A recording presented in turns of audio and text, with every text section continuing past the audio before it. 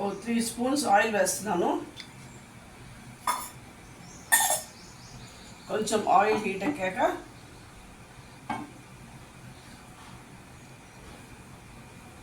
Eggs వేస్తున్నాను.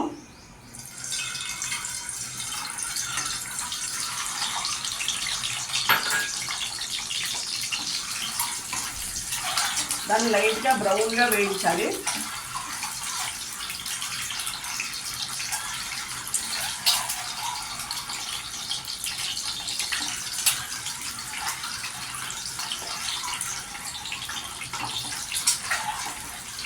Light brown అయిపోయాక కొంచెం సేపు వేయించే ముందు కాట్లు పెట్టాలి ఫస్ట్, ఎందుకంటే అది మళ్ళీ మన మీద చెప్తుంది అన్నది పేరుతుంది గుడ్డు. సో చాలా జాగ్రత్తగా ఉండాలి వేయించేటప్పుడు. కొంచెం లైట్ బ్రౌన్ అయిపోగానే తీసేయాలి అంతే మనం.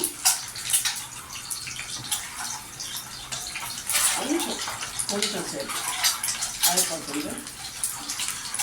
ఇలా కలుపుతూ ఉంటే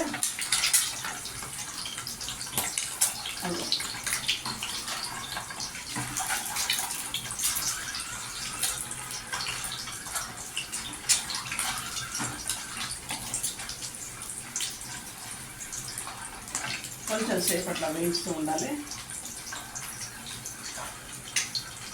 ఇంకా 1 మినిట్ వేయిస్తే అయిపోతుంది. ఇంకా తీసేయడం. ఇంకా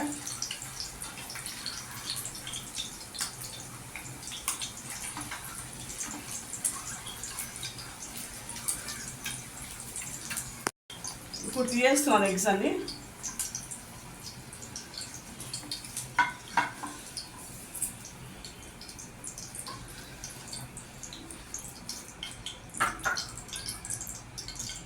ఇప్పుడు అదే ఆయిల్ లోపల ఈ ఉల్లిపాయలు వేస్తున్నాను.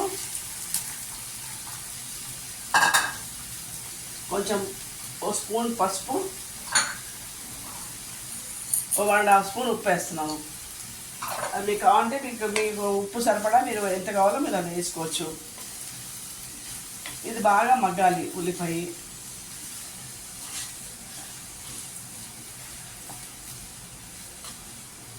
ఇది బాగా మగ్గే వరకు అలా సిమ్లో పెట్టాడు. ఇంకా కొంచెం అంత కలిపేసి అలా సిమ్లో పెట్టేసి కాసేపు 10 నిమిషాలు మధ్యలో కలుపుతూ ఉండాలి మనం. ఈ మూడు తీసాను. ఇది మగ్గిపోయింది. ఇంకా ఇప్పుడు 2 స్పూన్స్ అల్లం వెల్లిపాయ పేస్ట్, ఇందాక పసుపు ఉప్పు వేసాం కదా, ఇప్పుడు కొంచెం కారం 2 స్పూన్స్, ధనియాల పొడి, కొంచెం గరం మసాలా వేసి కొంచెం కలిపి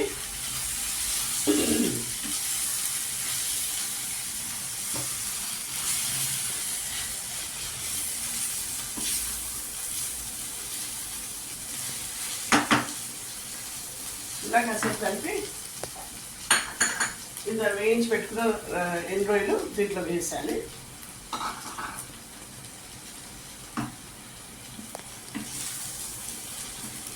ఇలా కొంచెం సేపు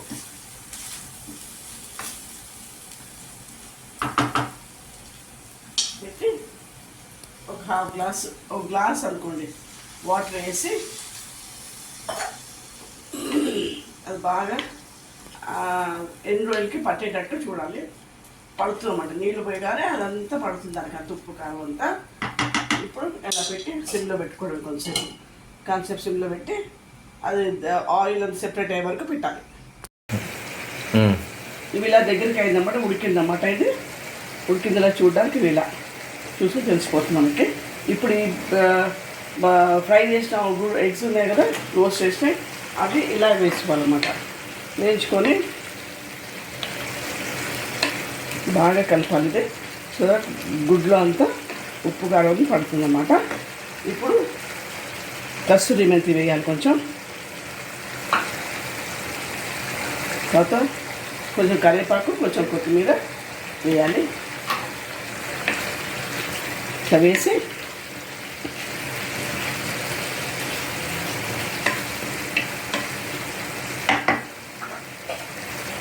కాసేపు మూత పెట్టుకోవాలన్నమాట. చూస్తున్నాను ఇప్పుడు తీసి. ఇప్పుడు అయిపోయినట్టే అనమాట. ఇంకా ఫైనల్. ఇంకా ఎల్లుల్లిలు గుడ్లు కూర రెడీ. స్టవ్ ఆఫ్ చేశాను. ఇప్పుడు బౌల్లో ట్రాన్స్ఫర్ చేస్తున్నాను.